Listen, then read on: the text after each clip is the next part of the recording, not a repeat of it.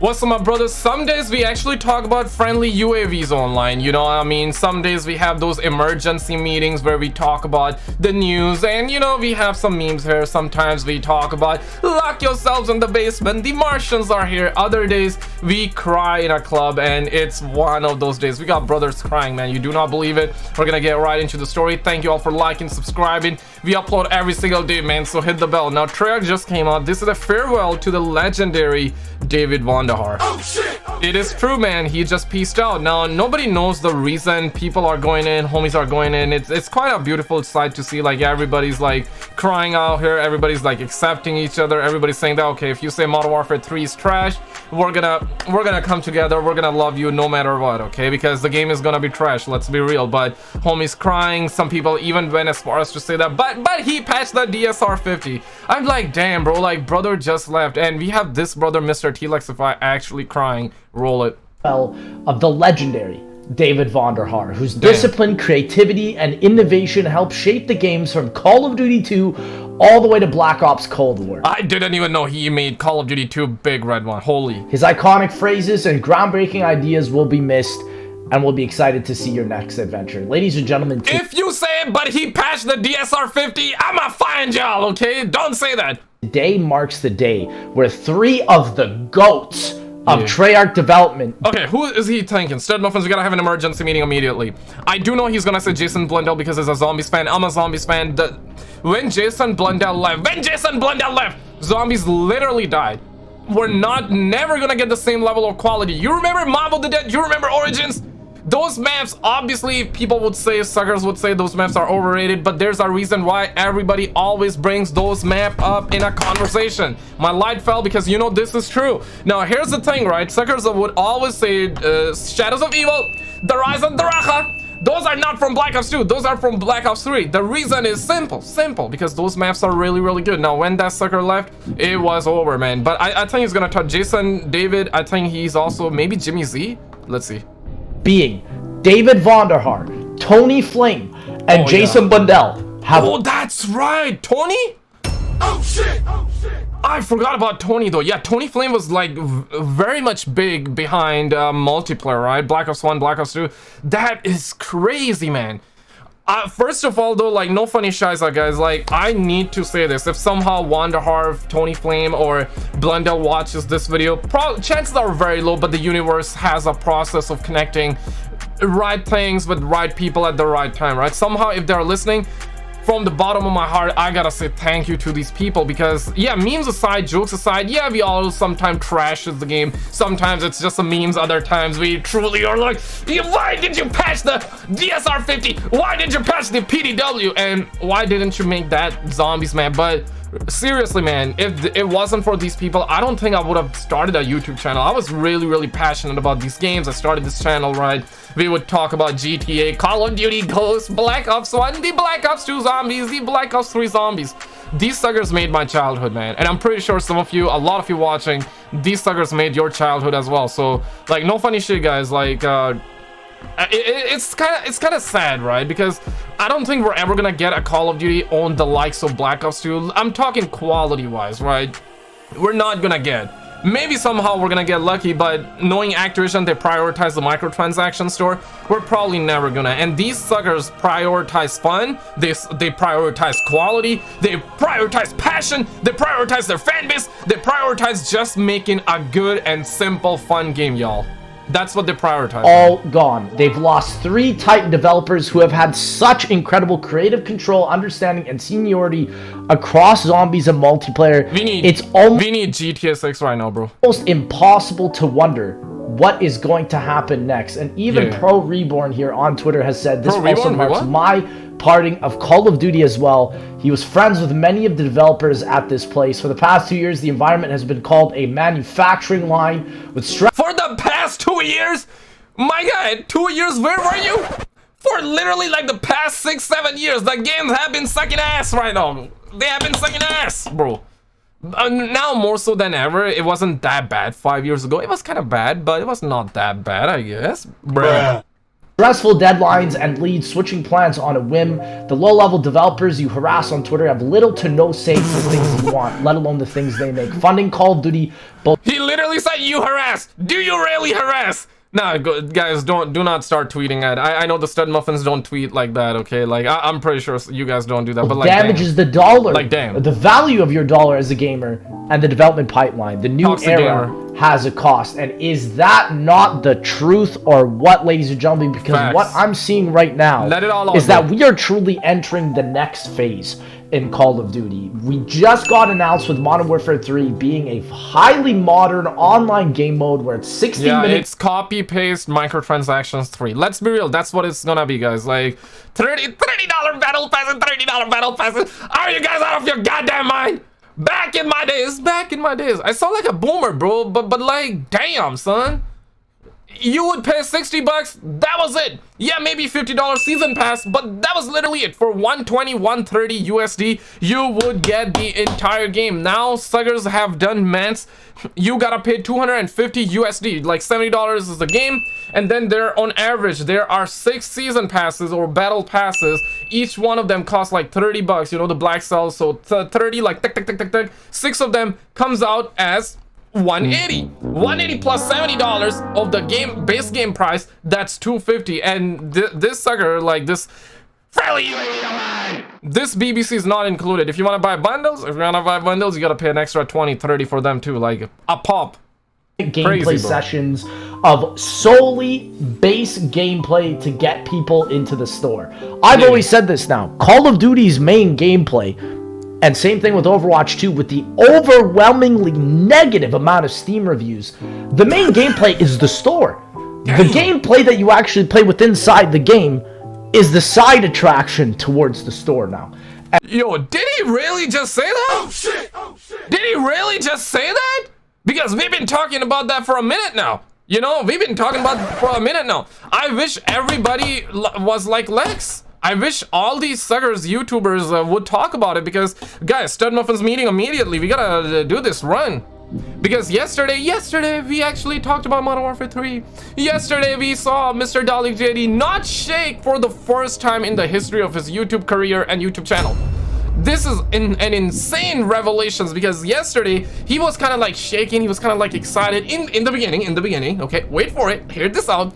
In the beginning he was kind of excited, he was like that we about to see that Modern Warfare 3 trailer we did, and he was like, oh my god, oh, I'm shaking. He did that before watching the trailer, but the second he saw the trailer, he was like, yeah, he just did not know what to say after that. Like, even he was not like that excited after. And like, damn, this is just incredibly sad. But he wouldn't say anything more than that, because have you ever like wondered why the YouTubers who get invited out, why they never say anything like meaningful, why they never criticize the game? There's a reason, right? Why isn't Faze Jeff gets invited out, right? Why don't they invite Faze Jeff? Because sometimes he trashed the game, other times he loved the game, so he's like this, right? He up and down, and this is like life is up and down. It goes up, it goes down, it goes up and down. I'm not talking about this BBC, by the way, okay? BBC can also go up and down, but I'm not talking about that. Focus here, okay? Focus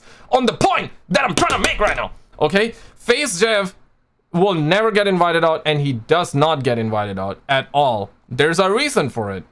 They want drones. So many people aren't waking up to this, that they are accepting this, and not only allowing this, but encouraging it by buying bundles. And this type of stuff is incredibly sad, because Call of Duty used to have a massive player base with a good amount of money spread all around, but now all that's left is a small, minute player base that is a bunch of whales. People with a ton of money willing to spend on useless things inside the game. And seeing David Vonderhaar leave, and seeing all these developers leave, this is no coincidence. I want people to realize this is an absolute necessity for these people to leave. Blundell literally made a whole new studio, Deviation Games, because he didn't like what Activision was doing. And it's crazy that he also quit from there. We do not know why. Maybe some bad happened, and we seriously, when you think about it, we do not know why David Vonderhaar quit.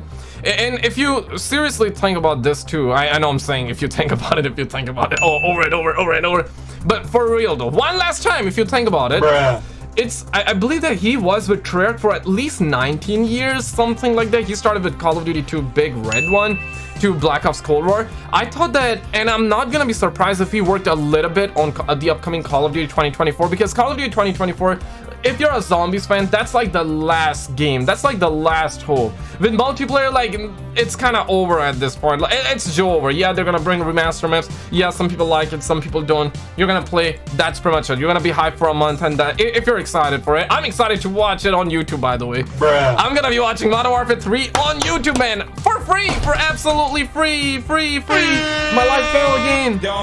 I gotta stop tapping my table, bro. But yeah, Call of Duty 2024 is the last chance right now, because if zombies suck, then it's Joe over, bro. David Vonderhaar now might be also doing the same. Jimmy Zielinski even left his Ubisoft now, is working on XDefiant, and could be making a new Call of Duty Zombies game mode there. So we're at this point now where this is the most uncertain that I've ever been with Call of Duty, because I love David Vonderhaar. I think he's made... Dog, pick up Starfield, pick up Spiderman, and GTA 6, 110%. GTA 6 will save us all. GTA 6 will be the savior of the community. Pick your controllers up, lock yourselves in the basement. The Activision are here.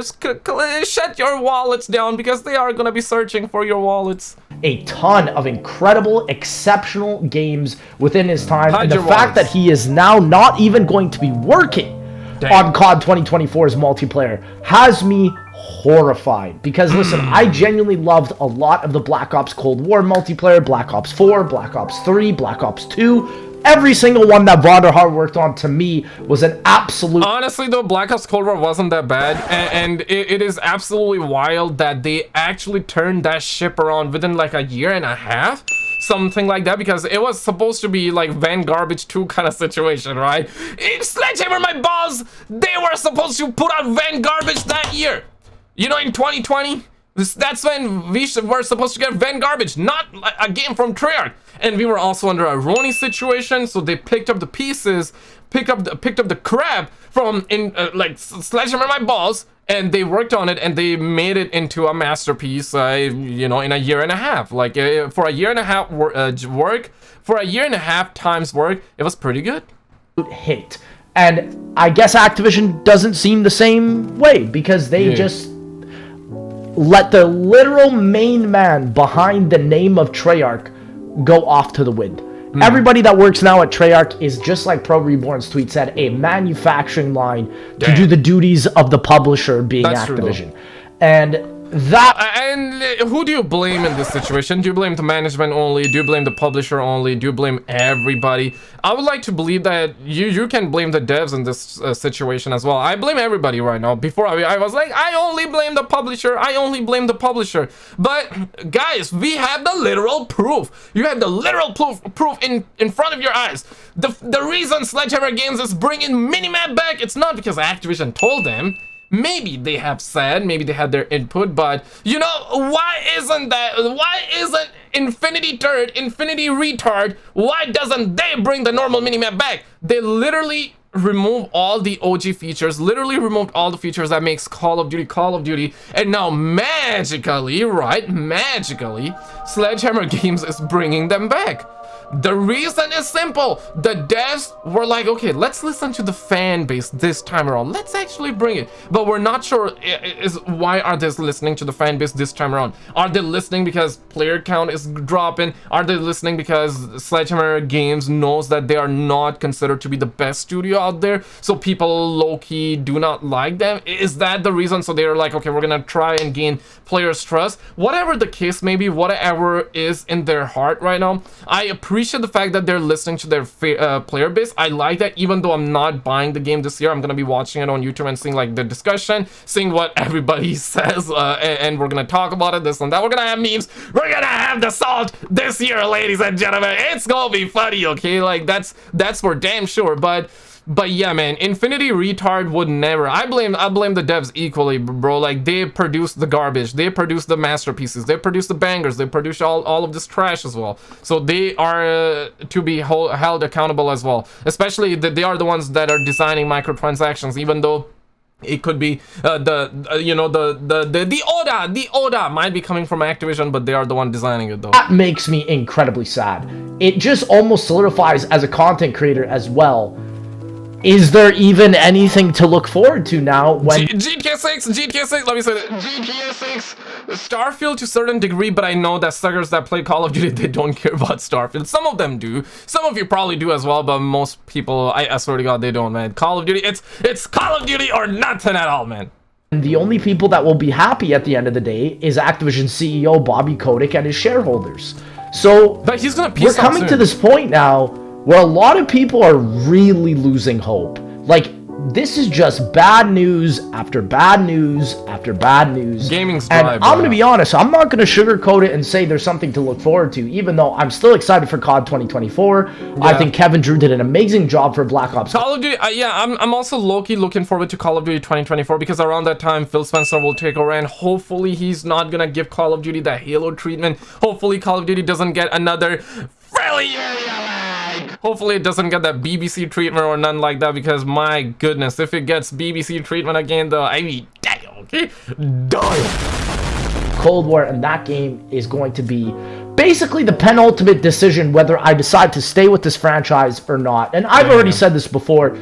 If anything, after COD 2024, I will definitely be moving towards GTA 6. I think that will be the next... What? No way! Oh shit! Oh shit! He just said it! Boys! He just said it! He knows! He knows! He knows! I mean, at this point, everybody knows, right? Let's be real. GTA 6 is gonna be our savior. It's gonna save gaming. But before Stud Muffins, we're gonna have an emergency meeting, right? I'm really optimistic about GTA 6. But, you know, if you've been around the channel, we covered this news and, you know, Take Two Boss literally said himself that he thinks, he didn't even say he thinks, he said that he knows that players love microtransactions, he knows that people love recurring monthly payments, which means GTA Plus, $6.99 a month. Bruh. He said that. So GTA 6 is gonna be a microtransaction hell. The online is gonna be microtransaction hell, but I do believe that the game is gonna be good regardless. I think the game is gonna be good, but it's gonna be microtransaction hell. And the biggest constructive or the biggest criticism for GTA 6 is probably gonna be microtransactions going forward. The story is probably gonna be a banger, y'all. But minus all that, these are my expectations, right? This is like the best case scenario. The worst case scenario here is that the game turns out to be trash. Oh shit! You know, it's always a possibility, guys. I don't think Rockstar will fail. They cannot fail. They took so long. They certainly can, they just cannot fail, but they certainly can, is what I'm trying to get at here. So yeah, my hope is for GTA 6 as well, but if GTA 6 is bad, I'll just become a monk and I'll set myself on a mountain in Tibet at that point, guys. Like, next big game on the market, sort of like a new Fortnite wave coming out with gaming that a lot of people would absolutely enjoy, including myself, because I didn't get enough time to really spend in GTA 5 online, considering that Black Ops 3 was such a big staple and Blundell had us engaged the entire way through. True. True. But this is... I remember making GTA 5 videos a lot on the channel, but at the same time, like, the main thing that I was, like, super excited about was the next zombie map coming out. When is the next zombie map coming out? Where are the leaks? Oh, shit, leak drop? I gotta make a video. Forget the GTA 5. I gotta make a video on the Black Ops 3 DLC 2, the DLC 3s, the DLC 4. I remember those days, bro. Like, those days were really insane, especially, yeah, right, like, oh my god, bro, oh my god, good times, a new level of sadness. This is a new level of disappointment, in my opinion, because it shows that the publishers are winning, man. Like, he sounds like a defeated gamer, guys. Trust me, I was like this just a year ago. You would always be constantly catching me be like, I accept defeat, but no longer, man. No longer we are gonna accept defeat, ladies and gentlemen. We're gonna rise above. We're gonna say no to that bone squash.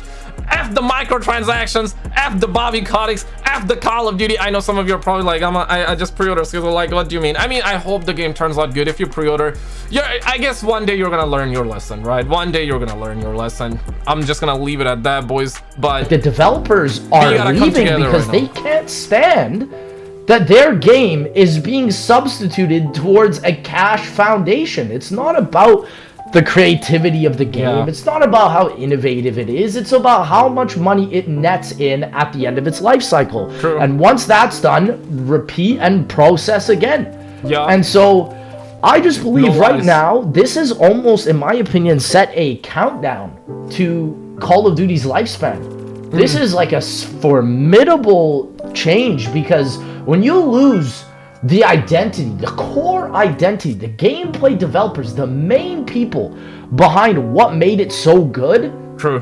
what else is there? And so, like I've said, this next year to me is the penultimate make or break. And judging by what we've been seeing in the last games, the last Call of Duty I've really enjoyed, to be honest, was Black Ops Cold War. Ladies and gentlemen, let me know your thoughts and check this out. This literally just happened. I'm not sure if you've seen it or not. The homie was not shaking. The homie was not shaking. Check this video out and I'll see you right there.